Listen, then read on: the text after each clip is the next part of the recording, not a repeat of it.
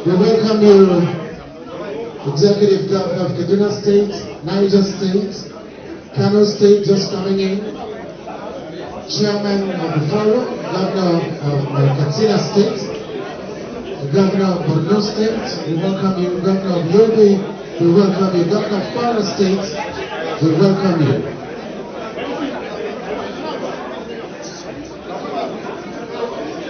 The Governor of Borno State just coming in, we welcome you, sir.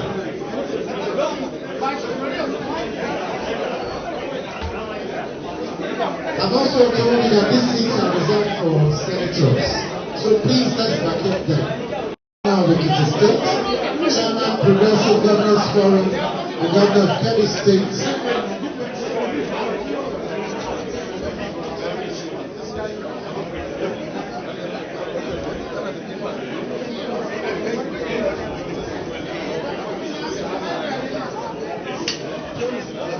Forum.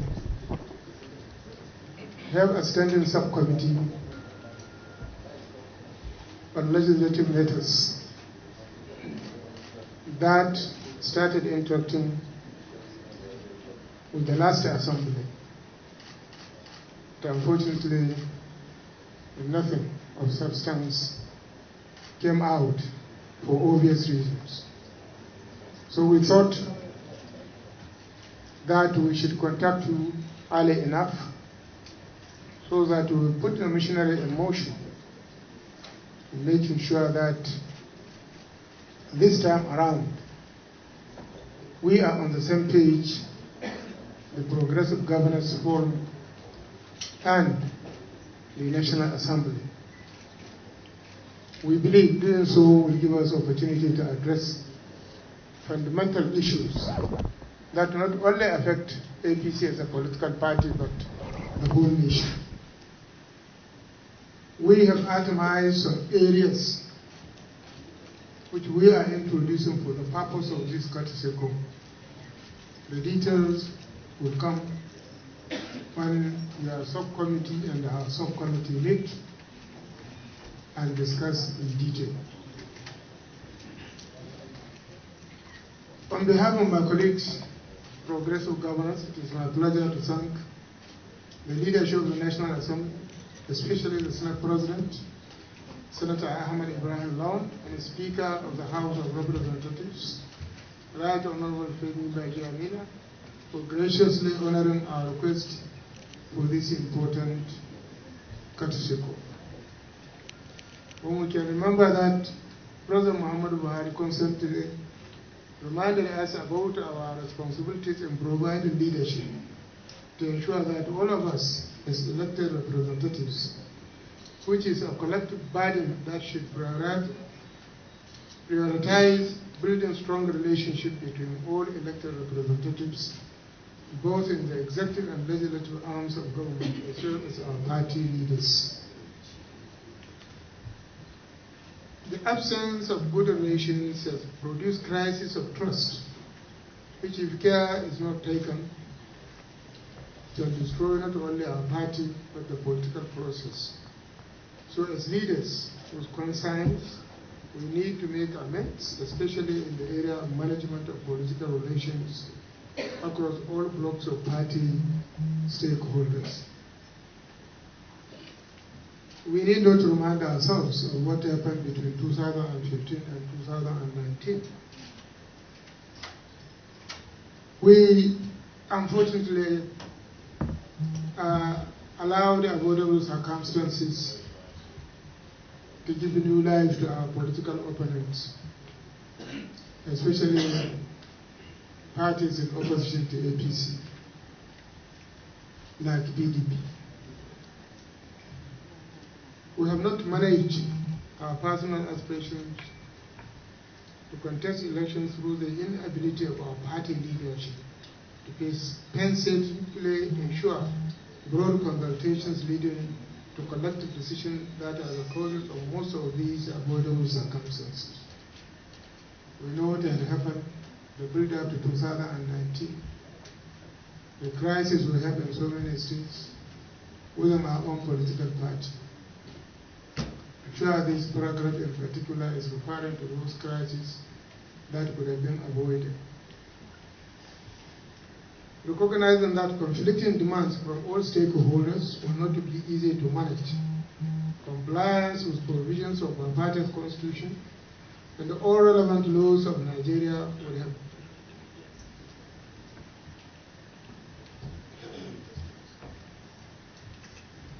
Excellency, the President of the Senate, Excellency the Speaker.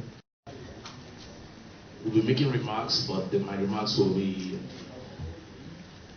probably very short because I'll be preempting what the presentation will be all about.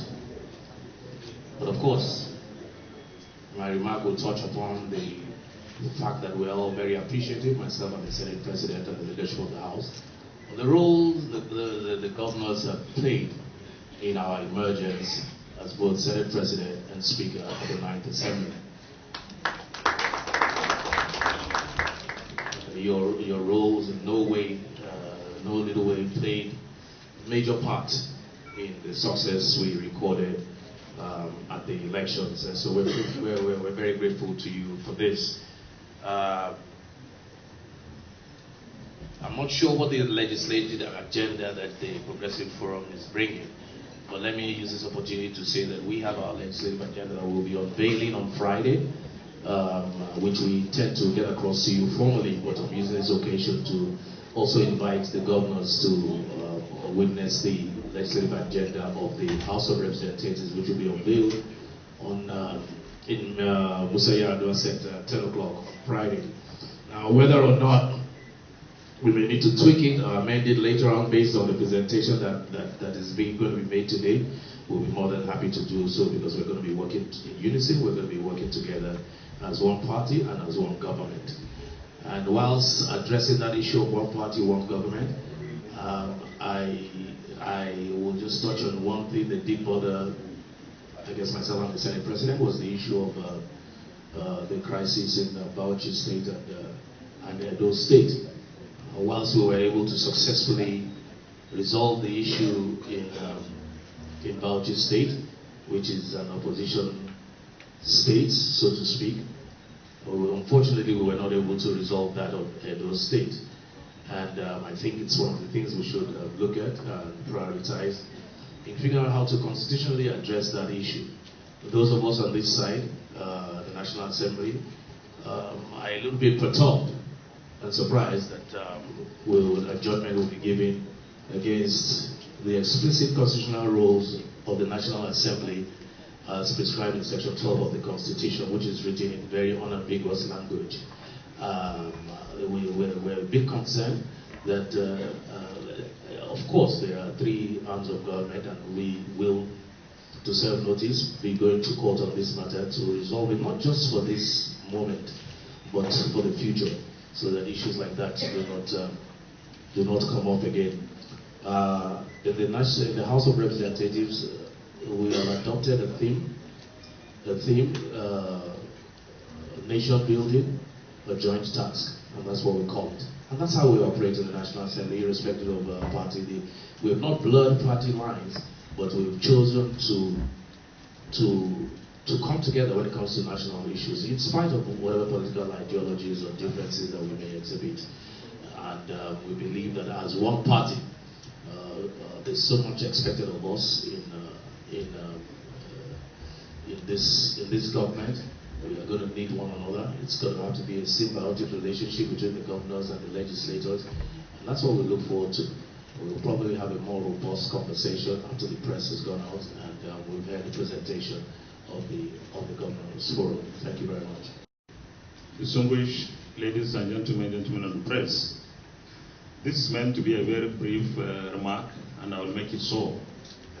Let me join my brother, the Right Honorable Speaker, to welcome our esteemed guests, our governors, the progressive governors. This is a special moment for us. This will be the first meeting between the leadership of the National Assembly of APC stock and our governors, the progressive governors. So this is a family affair. And indeed, on behalf of all my colleagues, the principal officers here, I welcome you to the National Assembly. It is a fact and a truism that our party, particularly our governors, did so well, worked so hard assiduously to ensure that the leadership of the National Assembly emerged with little or no hitch in the 2019 leadership contests. We want to take this opportunity to thank you for that show of trust. We believe that you have done your part by giving us all the support that we needed. The ball is now in our court to keep this leadership in trust. And we intend to remain very resolute. We intend to remain very loyal to the party and the principles the party stands for. We intend to remain committed and dedicated to Nigerian ideals of making sure that Nigeria provides all the necessary services to citizens, and especially when it comes to the area of ensuring the security, safety, and welfare of citizens. When we emerged, without any doubt, we had a very bipartisan combination in the way and manner our elections took place. The APC provided the platform. Almost all the APC in the Senate and the House, in fact, voted along the line of ensuring that this time around the party produced the leadership without any adulteration, so to speak. But also the opposition parties in the Senate, particularly the PDP and the YPP, have done so much to ensure that they give that kind of support. And I want to take this opportunity to be extremely practical, that so far in the National Assembly, the journey has been very, very good. We have been working in a very bipartisan manner, and all those things that we felt were very necessary to be achieved. The national interest, we have done so across party lines. I believe that this kind of partnership will continue.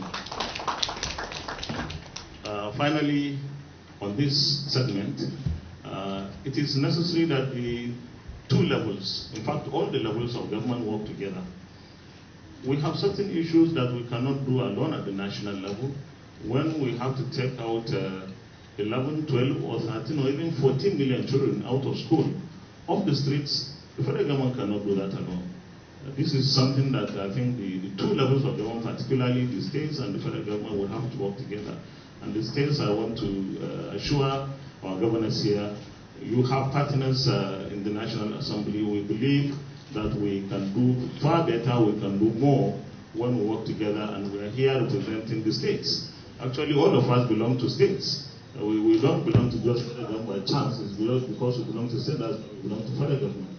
And I believe that there is need for us to continue to have this kind of interaction, probably even more often, so that we are to gap and continue to define and redefine the dynamics of how good governance can be engendered and sustained. Thank you very much. You are welcome.